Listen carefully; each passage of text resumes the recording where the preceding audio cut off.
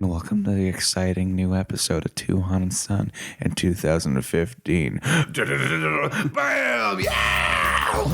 2015! Oh, man. It's that time of the morning. For those of you listening, who knows what time of day it is, but for us, it is about 8:30 a.m. I am Ryan Shelna. And I am Tuhon Philip Gelina. And my amazing, masterful voice is just waking up and finding its new 2015. 1950.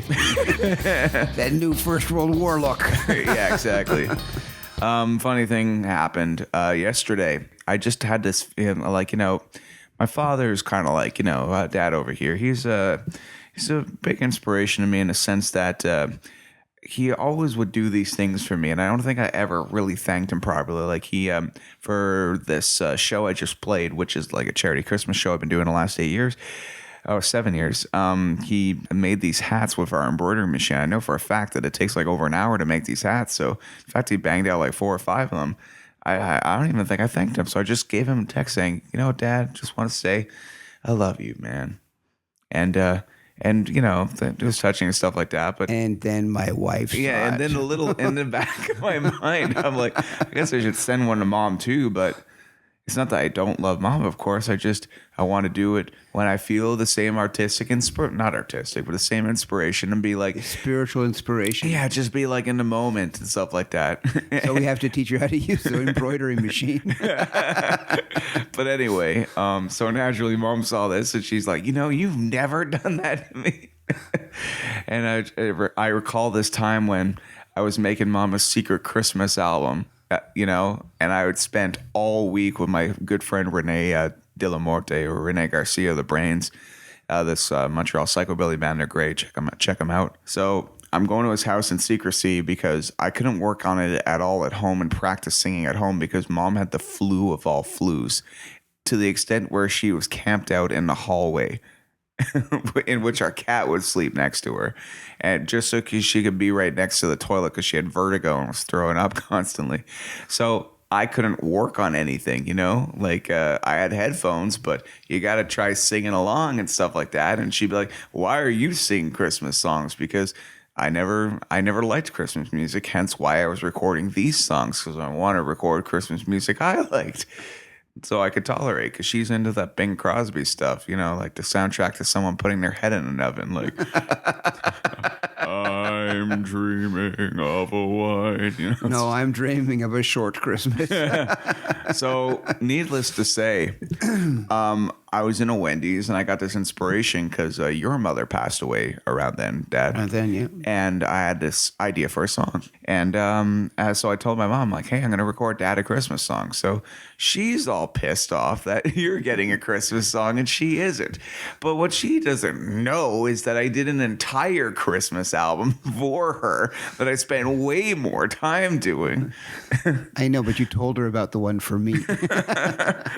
She didn't have that information. So this isn't the first time she's got jealous for what she knows. I have a super text where I put faces in it and stuff like that. Yeah. But anyway, things are happening in Gamma this year. Yeah. We are charging along. We've got a bunch of stuff happening. We have we're doing a seminar soon in Vermont. We are going to be bringing Guru Dan Inosanto back to Montreal in the late May. Okay. That'll be the last weekend of May and this year. Then we have the 4th Canadian Dog Brothers gathering, which is going to be great. That'll be in July. Just a little heads up, Dan Inosanto is Bruce Lee certified 3 black belts. No, he didn't. He never gave black belts, but he gave instructor levels. Okay, all right, fine. He liked to have somebody who he could put all of his faith in, who would handle wherever he was living. He was in Seattle for a while, and then he moved to Oakland, and he moved to Los Angeles. Those were his 3 places that he actually lived when he was living in the United States. And so he had the first guy, a gentleman by the name of Taki Kimura, when he was in Seattle, Washington, and then he had James Lee when he was in Oakland, and then he had Guru Dan Inosanto when he was in Los Angeles. And a lot of other people have been saying, oh, well, he would have been an instructor, my instructor would have been an instructor, but that is not borne out by the fact that, one of the things that kind of identifies you as somebody who is going to be willing to be an instructor under Bruce Lee is the fact that you're willing to take on all of that responsibility. It had nothing to do with, well, I'm teaching, and so you have to stand over there and call me sir. Had more to do with, hi, you have a life? Well, not anymore. You're teaching for me all the time. Yeah. All right. And the Dog Brothers, let's give to the first, a person who listens to Tuhon Son, it could be their first episode. So just fill them in a little bit about what the Dog Brothers is. Well, the Dog Brothers, and the significance of them coming up to our part of the pond. Oh, well, okay. The Dog Brothers have been around since about 1988. We put this thing together. I wasn't part of the original triumvirate, but I was following close on their heels. I am now actually a member of the board of elders, so I am part of the steering committee. We have a gathering. A gathering is real contact stick fighting in the Dog Brothers. Means that we use a lightweight fencing headgear and minimal gloves, no hard shell padding, and we do stick fighting with each other using rattan canes, and occasionally we use aluminum knives without points. We use other weapons. We'll have people using long staffs, or some people have actually used chains, and other people use espada daga with aluminum sword and knife. I mean, of course, the level of power, we try to respect the fact that if you run into a chain, or if you run into an airplane propeller, it doesn't matter how tough you think you are, the airplane propeller will be tougher and you will die. Well, I play Double Dragon. It definitely takes off at least one heart. Okay, yeah. So at least one heart. I don't know. We're not worms. We don't have a whole lot of those things. So the only one heart we will have taken off will be the one we need to die. Anyway, so the Dog Brothers, though, we believe in real contact stick fighting. But even though we believe in real contact stick fighting, one of our tenets is that we have no winners and no losers. So that way, people don't sit around going, "Hey, man, I really kicked his ass." I mean, you'll hear that kind of nonsense, but it's not about that. It's not about that. You'll start seeing people. The idea for us is that it's a crucible. It's some place where you go in and test yourself. There's preferably no O'Doyle rules in said Dog Brother match. What are O'Doyle rules? In the movie Billy Madison, he keeps running into this various redhead members of a family that after they do something to him, like throw something at him, they go, O'Doyle rules. Oh, okay. Yeah, and in the plot of the movie, when he goes through every grade of school, he seems to run into one of the said O'Doyles every 2 grades. Why, they stay at the same place and he just keeps running? No, they just have a family 5 or 6, and then it turns out that they were on the highway at the end of the movie, and they're going, O'Doyle rules, just together, and their car hits a banana peel, and they all go off a cliff, and as they go plunging to their deaths, they all still going, O'Doyle rules, O'Doyle rules. So yeah, no O'Doyle in Dog Brothers. All of O'Doyle. Yeah. Anyway, but the Dog Brothers, we believe in full contact stick fighting, and it's our crucible for learning, because one of the big things about Filipino martial arts is that this was basically what happened in all martial arts, up from when they came out of the Orient in, let's say, the 40s and 50s. The big thing was that they would not hit each other. At boxing, one of the things in boxing is that you hit each other. I mean, that way you figure out if your defense is working or not, because you're either getting hit or you're not getting hit. In karate, which I started practicing in 1967, there would be this big thing about you'd come up and you'd come as close as you could to hitting somebody, but you wouldn't hit them. I mean, this is for the face, and So Dog Brothers is the polar opposite of that. It's let's hit each other as much as possible. Exactly. Yeah. Now, a lot of people go, "Wow, that's absolutely crazy. Why would you want to do that?" Well, the same way boxers do it, because you have to find out if it's going to work. Because you can say, it's kind of like people would say, "Wow, I've got this program, this computer program. It's going to be great." You press this button, and the world turns into lollipops and popsicles. And so you go, "Well, how do you know?" "Oh, we never press that button. We're not allowed to press that button." Yeah. But if we did, it would turn into lollipops and popsicles. Live this Sunday night, the heavyweight championship of the world. Lollipops and popsicles. At Madison Square Garden, we have shadow boxing. Well, something that sounds ludicrous now, in light of the fact that the UFC's been around for 20 years. But the reality is that that's what the way it happened, because we like to think to ourselves, if I could have hit you, that's as good as hitting you.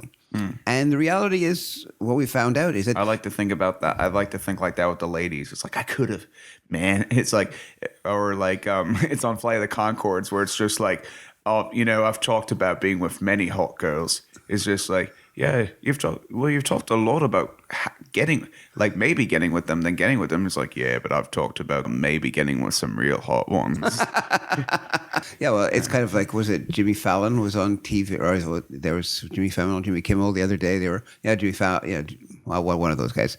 Anyway, but they were talking about how late night gyms. Yeah, no, but it was what's her name from Australia? I don't know, some hot chick. She was married to what was his name? Married to Tom Cruise. What's her name? Nicole Kidman. Oh, I don't even think of her as the Australian. I know she is an Australian and all that stuff.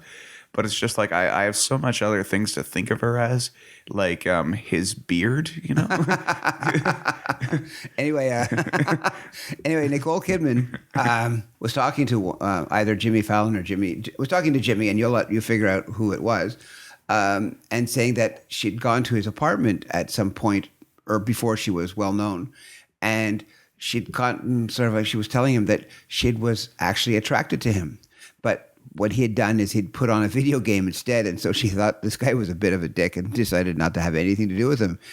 And he, of course, was holding his head in his hands because in retrospect, she wasn't just this girl who happened to be in his apartment. She was this girl that in 20 years was going to be Nicole Kidman, the famous person. So yeah, well, Nintendo was really good 20 years ago, Dad. Must have been longer than that, though. Which is why we talk about it. No, she's been Nicole Kidman for a very long time. So this must have been at least Super Mario Brothers, and that was like, that was hot. That was really hot. I'm like, what? What kind of Nintendo game would prevent me from Nicole Kidman? I think it's called A Lack of Bosom, on Nintendo 64. A lack of bosom. All right. Yeah.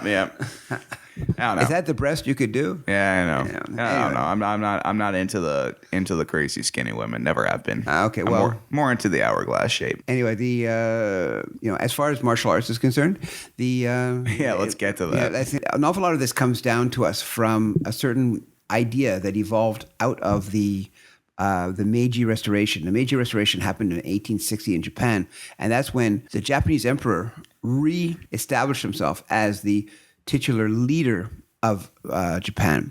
Up until that point, they had somebody called the shogun, who was a military leader, and he basically ran everything from the background. I mean, everybody knew who the shogun was, but the shogun was basically the military governor. And meanwhile, the emperor was, even though everybody revered him as a god, he was basically a puppet. And in the Meiji Restoration, they eliminated the samurai as a class. Mm-hmm. So there are really no more samurai in Japan. It's like until Return of the Samurai, where Luke Skywalker came back and they unthawed the emperor out of yeah. Anyway, so they threw the emperor down an elevator shaft because he was spouting out purple lightning.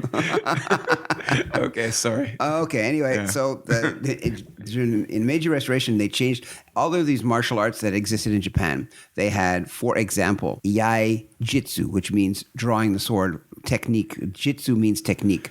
Now they call it Iai Do. Do means way of life. So that the whole idea is that you no longer needed to be that good in technique to improve your life, because the whole idea, they changed this whole perception of martial arts from being something that you wanted to be really good at so that you could use it in a real fight to something that you wanted to use to make yourself a much better person.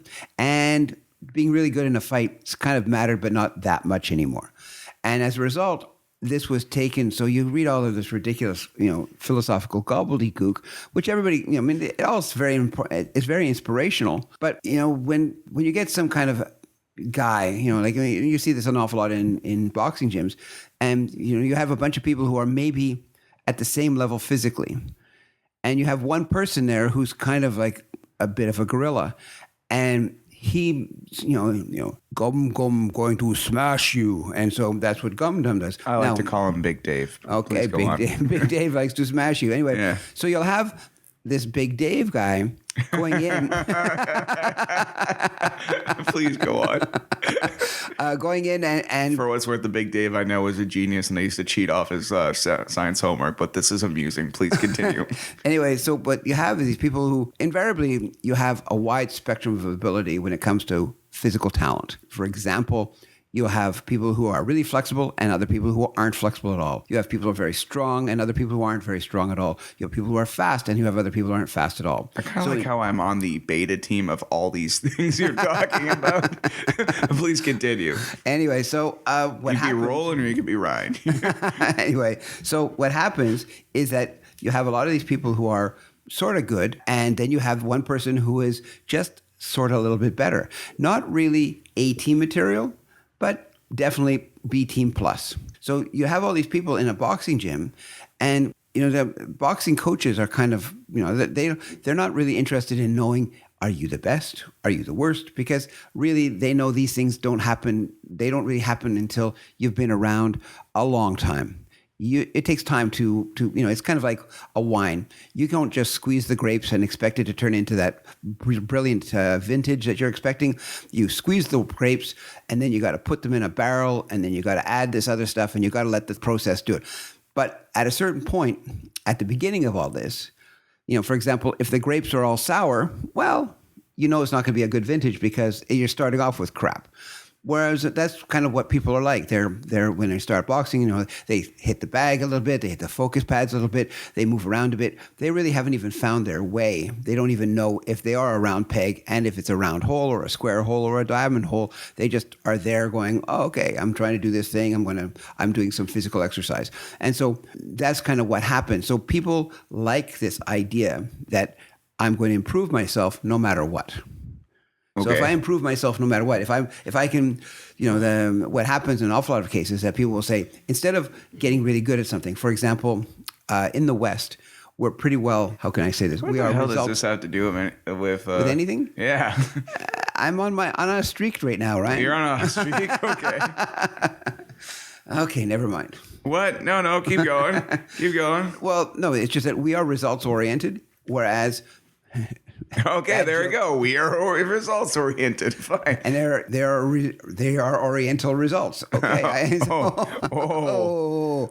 Anyway, but the idea though is that if you were to spend hours and hours doing something, that your character would be improved because you're focusing on something, on the repeating of these things. Not unlike what we do when people, the old joke of the violinist walks down the street and somebody asks him, oh, sir, how do I get to Carnegie Hall? And the guy goes, practice, son, practice. Anyway, that's the idea. Where are we going, Johnny? Straight to the top. Yeah, exactly. Straight to the top. And so that's the thing. For a lot of people, being able to almost punch somebody or almost kick them or almost do something was very important in people's idea of if they were any good. And I mean, we had a lot of people who were actually, very, very competent, but had somebody else maybe just a little bit faster. But if you were faster, but you just touched me, and I was not quite so fast, but when I hit you like a freight train. In the reality of the world, that would be the thing. Because if you could hit somebody really, really fast, but without any benefit, then that was like a thing that people started going, well, yeah, this person's a champion. Well, why are they a champion? They're a champion because he touched him. He touched him first. And the game of tag, a lot of tournaments and martial arts became these ridiculous games where people would fly across the room and literally, depending on how the rules would work. See, if you were doing something, if you were kicking or punching and you punched somebody and fell down, then all of a sudden, as soon as you fell down, the match stopped. It wasn't like somebody would jump on top of you like the UFC and start punching you. The match would stop. And so people would develop these things called, there was actually a technique, I think it was called the California Blitz, and people would literally charge across the room to hit you or kick you or punch you and then immediately fall to the ground so that there was no follow-up technique.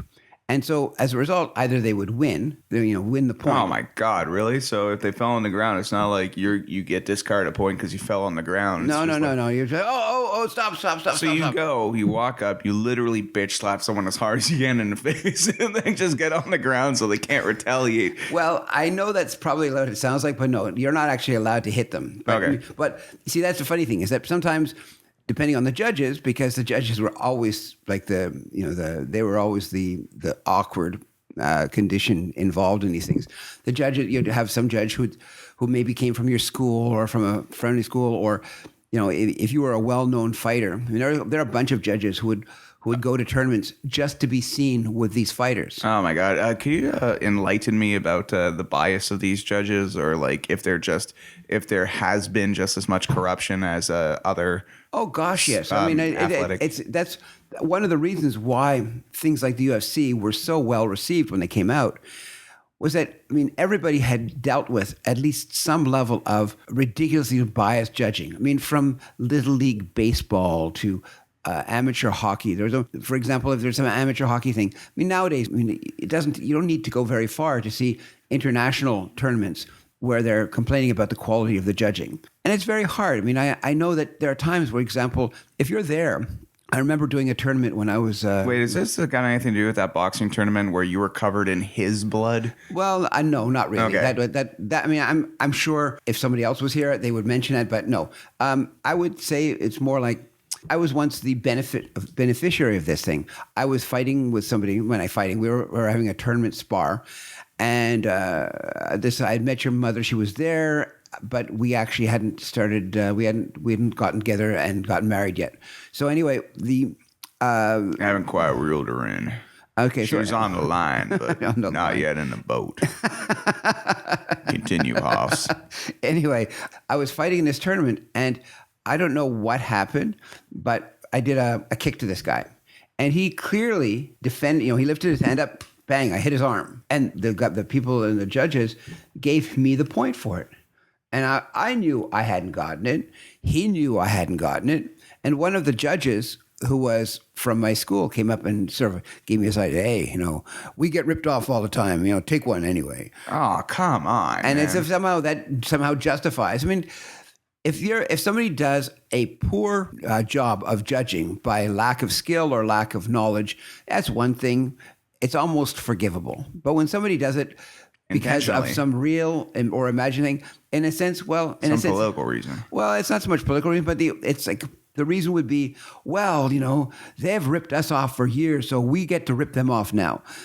And most of the time, sometimes it's true. It's based in truth, and most of the time, it's based in bias because the people, I wasn't good enough to win that race, so therefore he might be better than you, but I'm going to give it to you anyway because I like you better. Nah, well, Anyway. I guess that's the interesting thing with the UFC. Someone pummels them into the ground into a pile of bloody meat, and then the pile of meat gets up, and the judge comes over and says, "Don't worry about it. You had a force field on." Well, something, we laugh, but there's an old saw in, and that's an old saying. You have an old saw in, contact sports. An old saw is an expression for an old saying? Yes. Oh, man, I'm so going to use that into the ground. Okay. Anyway, so there's an old saw that says, don't let the judges decide the fight, which means you knock him out. If you knock him out, they can't steal it from you because there's more than one fight that we have seen where people go, how did that happen? Because, even in George St. Pierre's last fight before he retired, he was fighting Johnny Hendricks. And, a lot of the people in this 5-round fight said that, oh, Johnny Hendricks won. And then later on they said, oh, no, yeah, when I looked at all the fight footage and you're counting based on timing and how many points, how many punches one scored versus the other at the end of the thing, because really, when it comes down to a judge's decision, a judge is not deciding based on how much they think you beat the other guy up. But there's a quantity. You have to have a quantity of things. So, for example, if I punched you 42 times and you punched me 38 times, then the that's 42. Cute, but please continue. No, but that's the type of thing that they count on. And if you do a takedown, that counts for something. And if there's all sorts of little things that they do that they have to use as judging things. But if you slug somebody really hard and they stagger back a little bit, that is important, but it's not going to be something that'll sway the whole fight. If the other guy slugged you 15 times and you slugged him once, there's not an equilibrium that has been evolved here. So that's why people always say, never let a judge decide the fight for you. Well, seriously, and who are these judges anyway? It's like, what if you have like the equivalent of a Simon Cowell, Paul Abdul, and Randy Jackson judging in a martial arts equivalent? You know, you have somebody who doesn't know how to fight at all, somebody who's uses computer technology to sound like they can fight, and some other guy who played bass for Journey. You know, like none of them should really judge your fight. Well, that's why that they don't have the same people on all these shows that do this judging. I mean, originally it was people who were brash and out there, and now it's you're actually getting to the point where it seems like they're having an intelligent discussion about the evolution of these people and their skill, and so it's not like, hey, you didn't sing a song I like, so get off the stage, you bum. There's none of that stuff. It's more people go, well, okay, I really like how you did that, or no, it wasn't good enough. You really have a lot of work to do. I mean, they're constructive things. Rather, at the beginning, it seemed to be how absolutely atrocious it could be. Like, oh, that was very nice for a dog. Mm-hmm. If we were auditioning dogs for scaring people, well, you would have come first, but no. And then the reality is that some people have a completely overblown idea about how good they are at anything. And they've been told by their mom and their dad that they're very good. And this is in martial arts, no different. Oh my God, but how can, when you really consider, how can one be a critic? How can one be a judge? Like, I'm just trying to think. It's like, there's some music my girlfriend Melissa loves to death that I think is complete utter crap. But and it's not just because I can play it. It's because I'm not, a girl. And I don't want to say it specifically, but she loves that kind of stuff on Virgin Radio where everyone sounds like they're auto-tuned up the butt.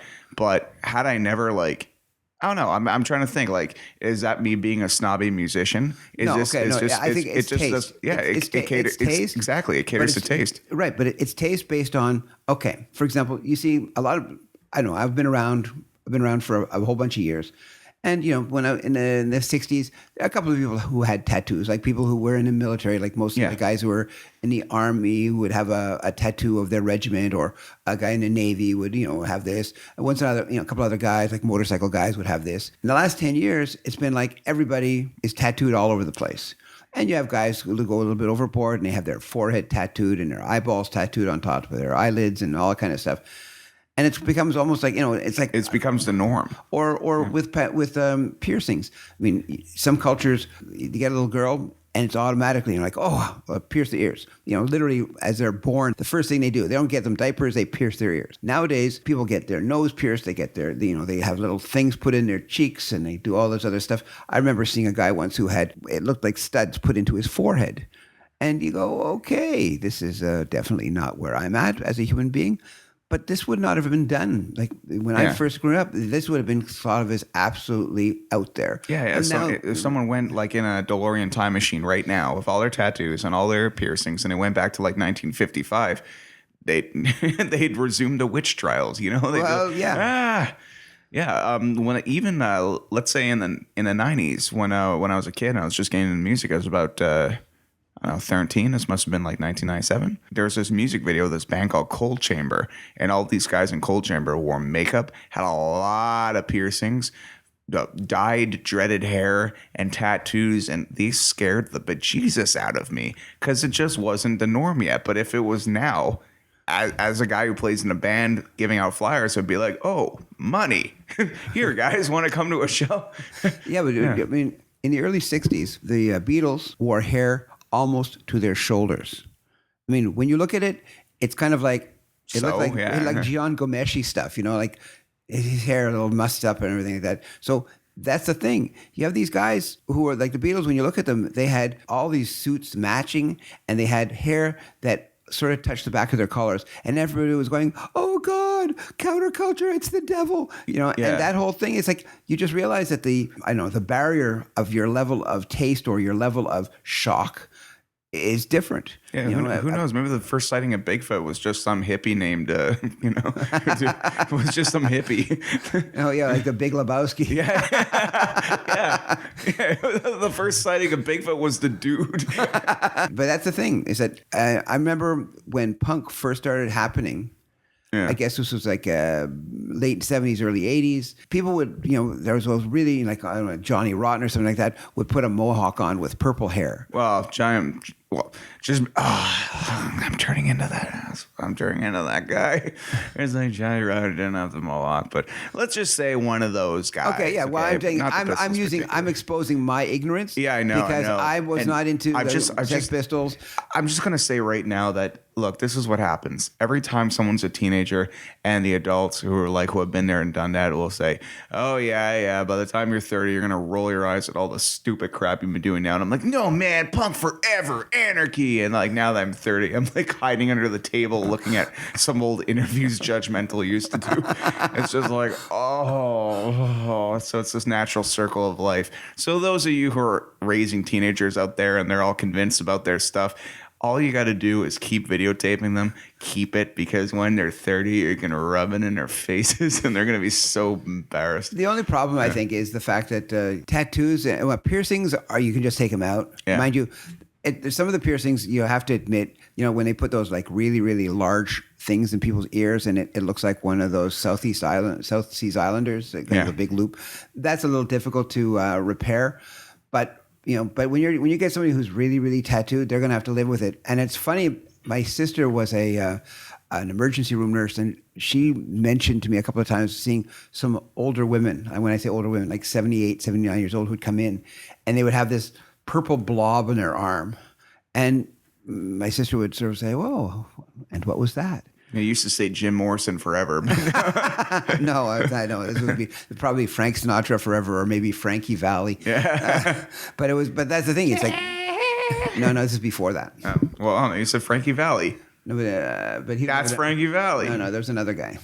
Oh no. Rudy Valley. Okay, yeah. I just saw an amazing movie about this. Yeah, Jersey Boys. Jersey Boys, and it's amazing. And those of you who haven't seen it, it's a Clint Eastwood movie, and it's a musical where all the actors did their singing when they filmed it. This isn't like some post-production like Rock of Ages auto-tune crap. This is like some actual real singers singing then with a band that was playing off in the corner. So the music wasn't even like American Idol, well, actually American Idol I think has live music. I don't know, whatever, it doesn't matter. It's just some real people singing. And in this day and age, as a talentless hack like me, I'm very impressed, okay? Because I've been striving for that, but it hasn't worked. So I hide under punk rock and just say, whatever, man, I don't need to be in key. Okay, so you're saying loopy ears. Yeah, no, it wasn't. It was not Purple Blob. It was Rudy Valley. Okay. Rudy Valley used to sing out of a megaphone. A megaphone, for those people who don't know, is one of those things that looks like a dunce cap with a hole cut in the end, so you Didn't can. Big Bopper used to do that too?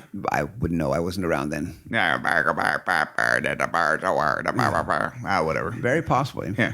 Anyway, but that's the thing. I think things evolve. Anyway, but getting back to the martial arts part, which I think this started with, the whole idea of MMA started off with people going, "Oh, karate is better than judo. Oh, judo is better than wrestling. Wrestling's better than boxing. Boxing's better than karate." All these things going around and around.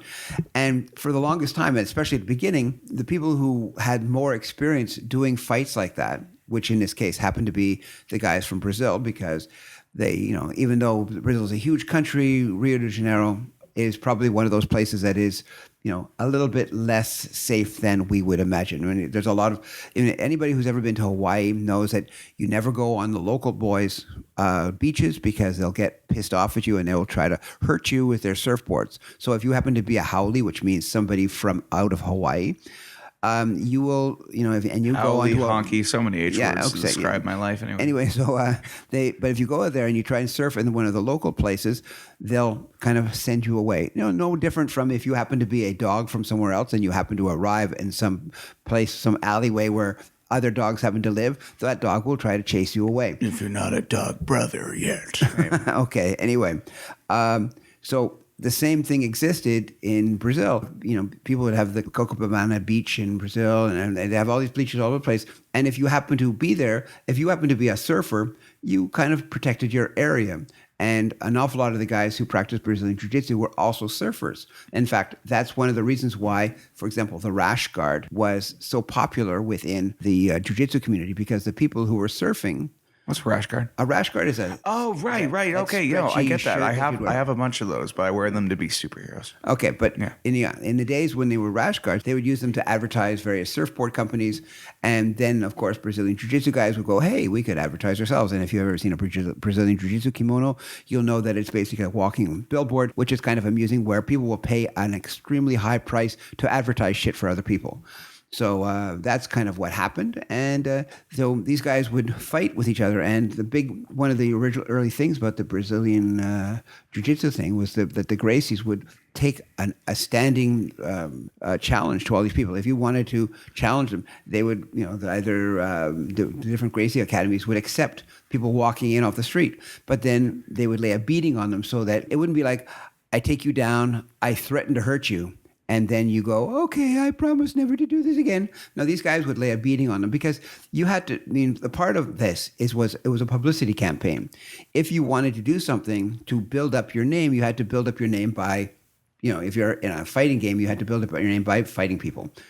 And this is actually what they did when they went to, when they all moved to Los Angeles in the 80s and 90s. There was a... Yeah, you mentioned it just came and was destroying everybody. Well, it was a. We've done a full episode about this. Yeah, but I'm just saying that's what happened.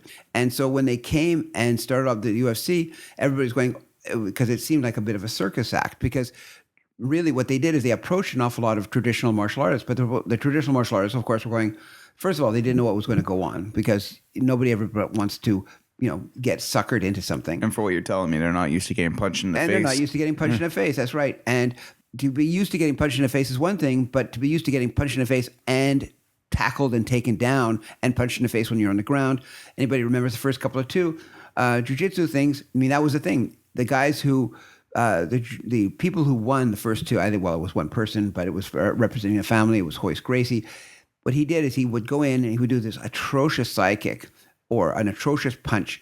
And then as soon as he would see an opportunity, he would rush in and grab the guy. Now, if you were a boxer and somebody grabs you, and you hit the ground, well, no, the referee would, as soon as you grab the person, the referee would come in and immediately split you apart. Yeah. So that was your natural reaction. So these boxers would come in, the guy would grab them, and Thai boxers, same deal. They would grab them and they would just like hold on, and they would just never give you anything. Like you could try to punch them, rabbit punching them, but it wouldn't do anything. And people would eventually take you to the ground. And if you had no sense of experience, if you had no experience in that, you get destroyed. The one thing that they had was the fact that they were always fighting people. They were always fighting other people. What they were trying to do, which was prove themselves against people who did not believe them, they said, okay, we are going to fight. And they would have a fight. And I would think there was a couple of broken arms. They didn't kill anybody, but they would choke people out. They would, they would hyperextend. Somebody would not tap, so they would hyperextend or break an arm. Yeah.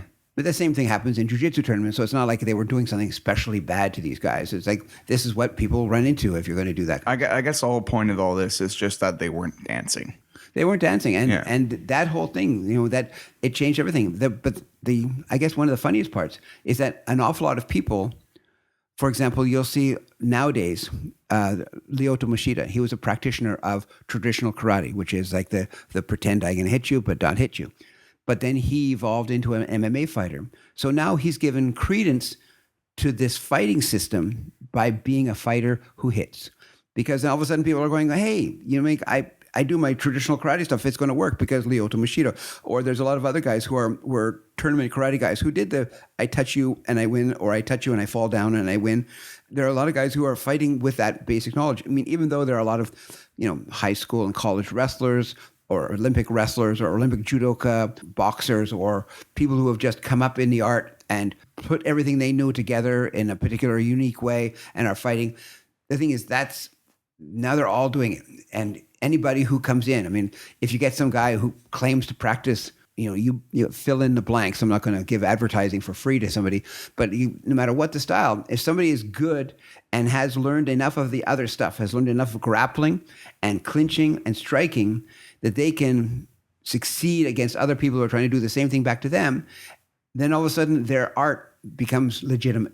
Mm-hmm. If you do, Bango Wizzo Kung Fu, people are going to go, Bango Wizzo Kung Fu, that's great. Well, how do you know? Because we won this fight against somebody else who had no idea. But, there's a lot of times you have to see some ridiculous stuff. We had a guy who was training in our school. He was doing Muay Thai. And unbeknownst to us, he decided he wanted to do MMA. When I say unbeknownst to us, he didn't tell us. And then he approached a promoter in another town and said, "Hi, I train at Gamma in Montreal, and I would like to do an MMA fight." And based off of the reputation of the gym, did he get one? Yes, he did. Oh, for God's sake. But he practiced, he did Muay Thai, which means that he could possibly have been okay in striking. I'm not going to bring that point up, but maybe he could have been good at striking. But he had no experience whatsoever in grappling or clinching, which clinching part is the wrestling, where the when you're fighting for the position to either push the guy away and keep hitting him. So what happened with him? He got beat up. Oh, yeah, okay. But how did it get back to you? How did you even find out about it? Well, because I was there. Oh. I wasn't there for him. I was there for somebody else that was fighting from our gym. But so this guy comes in a room from Gamma, Montreal. Pretty much, yeah. Well, I don't know. I don't remember exactly how it worked. But yeah, but it was, the funny thing is the guy that he was fighting was affiliated with our gym. But it was kind of like, because the guy came across as an independent, there are certain things, whatever, that are considered awkward within the world of martial arts. But one of the things you don't want to do is you don't want to say, okay, I'm doing this or I'm doing that. If you're going to be training at a gym, you kind of semi-obligated to, if you're taking the resources of the gym, one would think that you're going to represent the gym at some point in your training. And if you're not, well, that's not a horrific thing, but don't expect to be able to access the best level of training in that gym. If all you're going to be doing is basically using the space for rental space to do your training in, just expect that that's what it's going to be. A lot of people kind of figure that, well, I'm going to be representing the gym. I say, no, you don't understand. If I'm a trainer and I'm training people 40 to 60 hours a week, more or less, I'm not doing this for my health. If I'm, old Johnny in the boxing club at the local youth club, I'm there on Tuesdays, Thursdays, and Saturdays, Saturdays from 8 a.m. to whatever. Yeah, maybe I'm going to do it a lot for my, I'm doing it because my grandson's doing it. So I'm kind of helping. But, I was in Little League Baseball. I remember we had a team, and the father was the guy, the head coach was the father of two of the guys. Well, I'll tell you something. The older brother was pretty good, and he played a lot. And the younger brother wasn't so good, but he played a lot too. Because that's how people make sure that their kids play. Because see, that's why I quit that kids class, man, Dad, that you started up. I wanted to be fair. Yeah. Not at all that I lost interest and want to watch Power Rangers. It was all about being fair. But that's the thing. So a lot of people would, they would do stuff, and so they don't understand that in gyms aren't necessarily there just to make money, but if we are not in a community center, it's costing somebody money. So you have to somehow generate those funds. And if the one way you can make yourself known a little bit better is by being someone's trainer, for example, if I'm training you for 20 hours a week, I'll be pretty upset if at the end of the week you bring somebody who's never trained with you to be your corner guy. Yeah. Or your head trainer. It's kind of like, look, you're a musician. Hi, I've been practicing with you for a week. You're a guitarist and I'm practicing with you. And, and I'm the drummer. And then, we've been practicing. I've been doing stuff, and we're the members of the band. And at the end, you go, "Thanks, guys. I got these 6 session musicians. I'm going into the studio to record." Oh, that's actually happened. Oh, I know. That's actually happened to me. That happened to me in a band. I won't name the band because there's no point on just whatever. But I was in this band, and it was the second band I was ever in. And in hindsight, they probably made the right decision because singing in studio is a very long process, and they didn't have a lot of time. But what happened is I joined this band. I went to every rehearsal. Anyway, what happened was we didn't have band practice that week for some reason. It's like, oh yeah, something happened, and then a couple of months later, the guitar player, leader of the band, takes me aside and says, "Okay, well, what happened is we went into the studio, and we know you're not ready yet, so we took our old singer." And this is all in hindsight. And I'm like, so you didn't even, A, let me know about it. B, this recording is useless to us because I sound nothing like the guy and he's singing these old lyrics. And, so now this demo's out there, but we can't put it at shows because that's not me singing. The sound of the songs are different. I don't sing the same melodies. I was like, what, 20, I guess? Yeah. So I was 20 years old at the time. Now that I'm 30, I probably would have been like, so what? But second, a second band, the first band was everything about the band, even to the sticker, to the font we used was basically like a decision based on democracy or my dictatorship. Like I'm not used to letting things go when it comes to that. So hearing the recording and stuff like that, or just hearing the fact that they couldn't tell me about it, I felt this kind of sense of betrayal that I kind of never got over. And then for the rest of the time in the band, as kind of like a process of kind of like just as a defense mechanism, I would just kind of like not care. Oh, we're not practicing. So what? Yeah. Oh, we got a gig. Okay, whatever. Well, I'll yeah. be there. So exactly. Yeah. So if you're there, if you've taken all of this care to bring something somewhere, yeah, and then at the last minute, I mean, I'll be honest with you, I was very fortunate. Wait, could I just say one more thing though, just to say because I'm putting this out in the public. Mm-hmm. They had one day in the studio. They probably had like 2 takes to get it right. This guy sang with them for years. I didn't. Now that I'm older and more experienced, it happened. I'm not sure if I would have done the same thing if I'm in this position, but at the same time, I completely get where he's coming from, and this isn't kind of like some thing that ruined my life or anything like that. Well, I agree, but the problem is, I'll be honest with you. When I guess back whenever it was I was helping train Pat Cote. Okay, and I actually introduced him to he was a boxer, and I introduced him to a bit of the Muay Thai. And this was when he was fighting in the Ultimate Fighter 4 series. And so he went in there, he did really well. He was in the finals. And then, we spent a few months before his fight, and I introduced him to Muay Thai. We didn't get into it as much as we wanted, but we did. And as not as much a reward, but then he asked me to go to Vegas and be his cornerman, and I was elated beyond belief because I felt I had done the work to do it. Mm-hmm. Now, unfortunately, we didn't win that fight, but it wasn't the lack of Muay Thai. It was there was a whole lot of things. He was still in his evolution as a fighter, and the other guy was a very, very good fighter on the ground, and he was eventually tapped out. But he worked very hard. After that, he left me, and he went on to other people as Muay Thai people. It just goes to show you that that's the circumstances you find yourself in. Not always going to be the best circumstances, but they're going to be the circumstances you find yourself in. But you have to draw a line in the sand. You can't say, okay, you can walk all over me, because if you don't have enough of an ego to think you're good enough, then what are you doing? Yeah. I mean, you have to. It's like, I'm generally not an egotistical person in that I don't go and go, do you know who I think I am? But I have a sense of who I am. I'm just not about to start rubbing you in the face with what I think about me. But if I'm not going to go, well, I don't know if you should jab or cross here. I don't know if you should kick. It's like, no, I have some really strong ideas about how things should be done.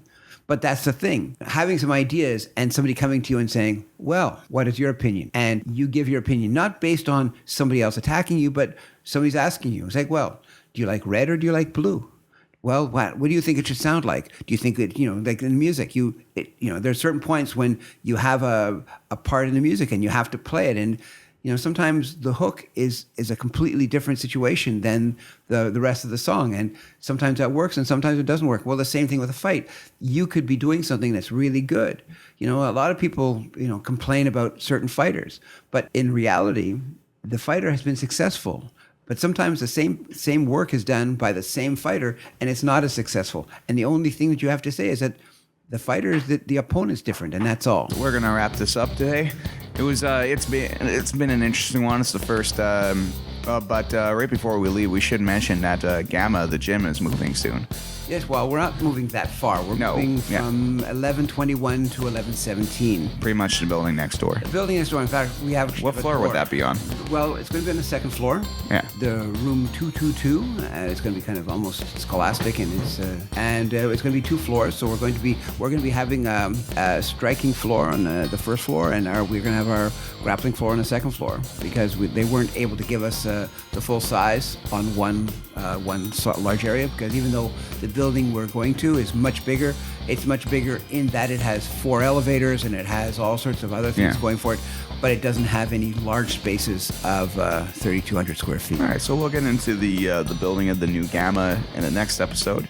But until then, thank you for listening to this one. I was going to get into this whole bit of what we want to do this year and New Year's resolutions and all that stuff, but like father, like son, we see something shiny, and then the subject changes. Yeah. All right. So anyway, without further ado, Dad's gotta go. And I gotta go shovel some snow. I am Ryan Sixshona. And I'm Tuhon Philbshell. You have been listening to Tuhon and Son. Tuhon and Son. Check out the Gamma Gym website, MontrealMartialArts.com.